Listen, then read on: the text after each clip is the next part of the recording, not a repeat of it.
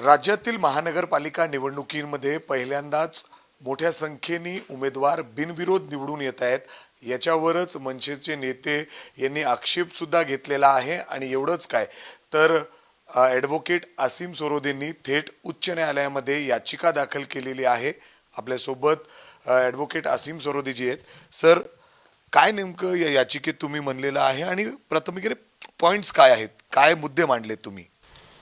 महत्त्वाचा मुद्दा जो आहे की जनतेच्या सुद्धा लक्षात आलेला आहे, सामान्य मतदारांच्या महाराष्ट्रातल्या लक्षात आलेला आहे की बिनविरोध निवडणुका होऊ शकतात, आधीसुद्धा झालेल्या आहेत, परंतु एवढ्या मोठ्या प्रमाणामध्ये बिनविरोध निवडणुका कधीच झाल्या नाही। तर याच्यामध्ये घाऊक पद्धतीने, ठोक पद्धतीने उमेदवारांची खरेदी विक्री झालेली आहे अशी शंका प्रथमदर्शनी आपल्याला दिसू शकते। आणि स्थानिक पातळीवर जिथे जिथे बिनविरोध निवडणुका झाल्या तिथे थेट चर्चा होत आहे की 3 कोटीमध्ये यांना विकत घेतलं, 4 कोटीमध्ये यांना बसवलं, 5 कोटी त्यांना दिले। तर साधारणतः 5 ते 6 कोटीपर्यंतचे रेट हे लोकांच्या चर्चेतून आपल्याला दिसतात। ही लोकशाहीची भयानकता आहे आणि लोकशाहीला जर असं गुंडगिरीच्या मार्गाने तुम्ही विक्रीस उपलब्ध करून ठेवलं असेल तर ते दुःख होण्यासारखी ती गोष्ट आहे। त्यामुळे मनसेचे नेते अविनाश जाधव यांच्यातर्फे ही पिटिशन आम्ही उच्च न्यायालयामध्ये दाखल केलेली आहे, ज्याच्यामध्ये मुख्य 3 मुद्दे आपण मांडलेले आहेत की आत्तापर्यंत महाराष्ट्रामध्ये कधीच इतक्या मोठ्या प्रमाणामध्ये बिनविरोध निवडणुका झाल्या नाही आणि आत्ता ज्या बिनविरोध निवडणुका 68 ते 70 ठिकाणी उमेदवार भारतीय जनता पक्ष, शिंदे सेना आणि अजितदादांचा पक्ष अशा 3च पक्षाचे मेजॉरिटीनी उमेदवार निवडून आलेले आहेत। एक मुस्लिम कोणत्या तरी संघटनेचा सुद्धा आहे।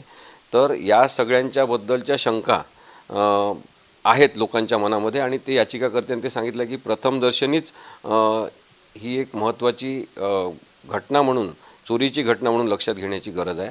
दुसरा मुद्दा आहे की जे नोटाचं वोट आहे, नन ऑफ द अबव किंवा यापैकी कोणी लायक नाही असं मतदान करण्याचा हक्क असणारे जे लोक आहे त्यांना एक उमेदवार राहिला तरी ते मतदान करू दिलं पाहिजे। आणि म्हणून मग मिनिमम वोटिंग शेअर बिनविरोध निवडणुकांच्या संदर्भातला काय असेल याबद्दल जर कायद्यात तरतूद नसेल तर कायद्यामध्ये तशी तरतूद राज्य सरकारने अमेंडमेंट करून करावी। मग महाराष्ट्र महापालिका कायद्यामध्ये ती बदल आवश्यक असेल तर तसा करावा अशी मागणी करण्यात आलेली आहे। आणि खूप आरडाओरडा झाल्यावर या 68 ते 70 जागी बिनविरोध निवडणुका झाल्यामुळे लोकांमध्ये प्रचंड नाराजी पसरली। राजकीय पक्षांनी तर लेखी आक्षेप राज्य निवडणूक आयोगाकडे केले आणि त्यामुळे त्यांनी चौकशी समिती एक नेमलेली आहे असं म्हणतात।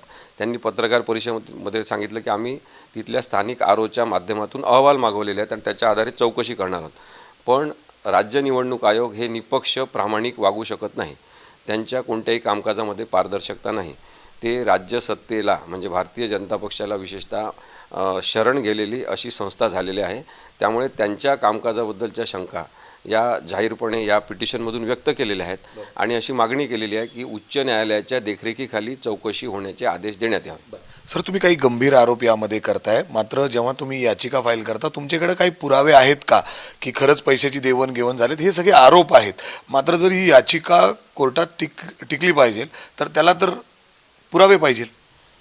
नाही बघा, आता प्रथमदर्शनी हा पुरावाच आहे की राज्य निवडणूक आयोग जे खरं तर राज्य सरकारच्या अधिपत्याखालीच वागतात त्यांना सुद्धा चौकशी नेमावं लागलेली आहे। चौकशीचं नाटक का होईना ते करत आहेत आणि त्यांना पत्रकार परिषद घ्यावी लागली। हा एक मोठा पुरावा आहे की इतक्या मोठ्या प्रमाणामध्ये काहीतरी बिनविरोध निवडणुकांचा भ्रष्टाचार झालेला आहे आणि तोच एक महत्त्वाचा पुरावा आहे की त्यांनी चौकशी समिती नेमलेली आहे। आमची साधी मागणी काय आहे की आमच्या म्हणजे पिटिशनरच्या अविनाश जाधव यांचे जे आक्षेप असतील ते खरे खोटे काय असेल न्यायालयाने ठरवावं, परंतु हा तर एक महत्त्वाचा मुद्दा आहे की राज्य निवडणूक आयोगाच्या चौकशीपेक्षा उच्च न्यायालयाच्या देखरेखीखाली चौकशी झाली पाहिजे। ही साधी मागणी आणि ही मान्य होण्यासारखी असं मला वाटते।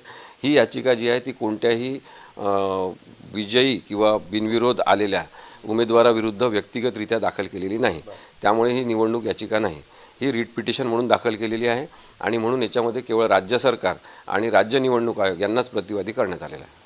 सर, काही व्हिडिओ एव्हिडन्स आहेत का यासाठी आपल्याकडे? असं काही पैशाची देवाणघेवाण झाली कुणाला, म्हणजे अर्थात पुण्यामध्ये सुद्धा घडलं असं की एबी फॉर्मच खाऊन टाकण्यात आला, किंवा असं काही एव्हिडन्स आहेत का? सर्कमस्टन्शियल एव्हिडन्सेस बरेचसे दिले जाऊ शकतात, परंतु अशा भ्रष्टाचाराचा थेट पुरावा मिळत नाही।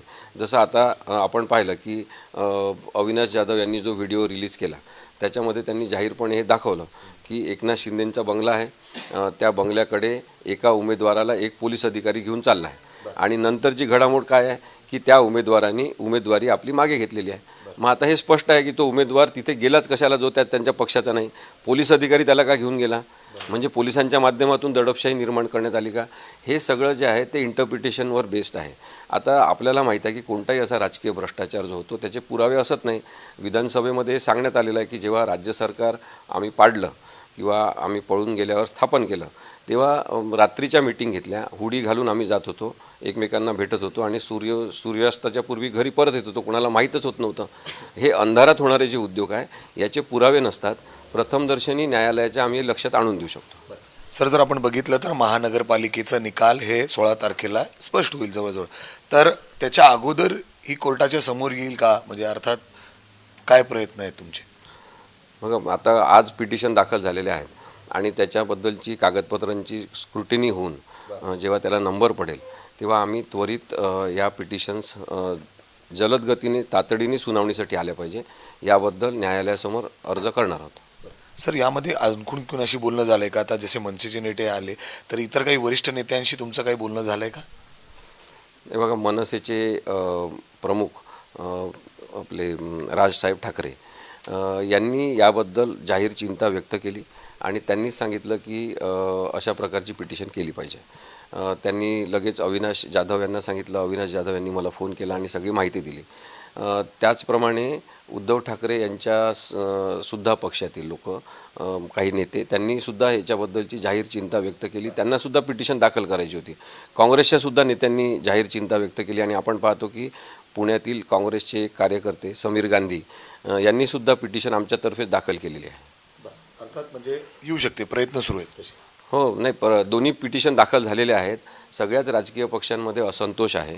आता हे काही कोणत्याही राजकीय एका पक्षाचा बद्दलचं काम नाही, हे लोकशाही संरक्षणासाठी प्रक्रियांच्या संवर्धनासाठी महत्त्वाची याचिका आहे असं मला वाटतं. अर्थात ही याचिका आज दाखल करण्यात आलेली आहे. राज्यामध्ये मोठ्या संख्येने जे बिनविरोध उमेदवार महानगरपालिकेच्या निवडणुकीमध्ये निवडून आलेले आहे याच्यावरच आक्षेप घेत ही अर्थात याचिका दाखल करण्यात आलेली आहे आणि प्रयत्न आहे की निकालाच्या आधीच ही कोर्टाच्या समोर यावी, काहीतरी हिअरिंग व्हावं आणि काय स्पष्टता यावी असे प्रयत्न या ठिकाणी आहे.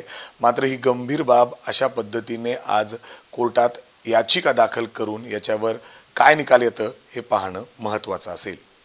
कॅमेरामॅन राजेश बिडकरसह मी मिकी गई, एबीपी माझा, पुणे. एबीपी माझा, उघडा डोळे बघा नीट.